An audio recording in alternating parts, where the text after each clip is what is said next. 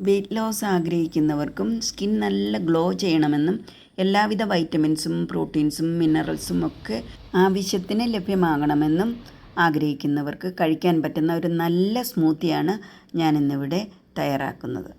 ഈ സ്മൂത്തി ഉണ്ടാക്കുന്നതിനായി ആദ്യമായി വേണ്ടത് 2 സ്പൂൺ ചിയ സീഡ്സ് ആണ്. അത് നൈറ്റ് ഓവർ വെള്ളത്തിൽ കുതിരാനായി ഇടണം. പോഷകങ്ങളുടെ ഒരു കലവറ തന്നെയാണ് chia seeds. Blood sugar control ചെയ്യുന്നതിനും വെയ്റ്റ് ലോസ് കൈവരിക്കുന്നതിനും വളരെ ഉപകാരപ്രദമാണ് ചിയ സീഡ്. അടുത്തതായി വേണ്ടത് 5 നട്ട്സ് ആണ്. നട്ട്സിൽ ധാരാളം പ്രോട്ടീനും വൈറ്റമിൻസും മിനറൽസും അടങ്ങിയിട്ടുണ്ട്. അടുത്തതായി വേണ്ടത് 5 ഈന്തപ്പഴമാണ്. ഈന്തപ്പഴത്തിൽ ധാരാളം അയണും കാൽഷ്യവും മിനറൽസും അടങ്ങിയിട്ടുണ്ട്. ഹീമോഗ്ലോബിൻ്റെ അളവ് കൂട്ടുന്നതിനും ബ്രെയിൻ്റെ ഹെൽത്ത് വർദ്ധിപ്പിക്കുന്നതിനും സ്കിൻ നല്ല ആരോഗ്യമുള്ളതാക്കുന്നതിനും ഡേറ്റ്സ് സഹായകരമാണ്. ഈന്തപ്പഴവും നട്ട്സും ഒരു പാത്രത്തിൽ കുറച്ച് വെള്ളമൊഴിച്ച് കുതിരാനായി മാറ്റിവെക്കുക.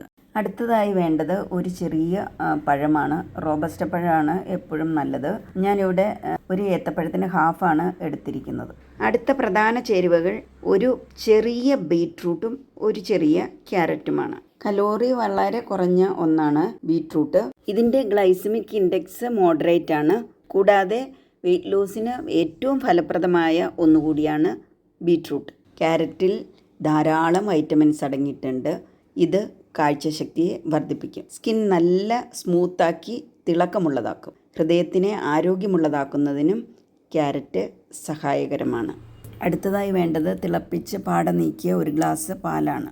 ചിയ സീഡ് ഒഴികെയുള്ള മറ്റ് എല്ലാ ചേരുവകളും ഒരു മിക്സിയുടെ ജാറിലിട്ട് നന്നായി ബ്ലെൻഡ് ചെയ്യുക. അതിലേക്ക് ചിയ സീഡും ചേർത്ത് തണുപ്പിച്ചോ അല്ലാതെയോ ഉപയോഗിക്കാം. ഒരു നല്ല സ്മൂത്തിയാണിത്.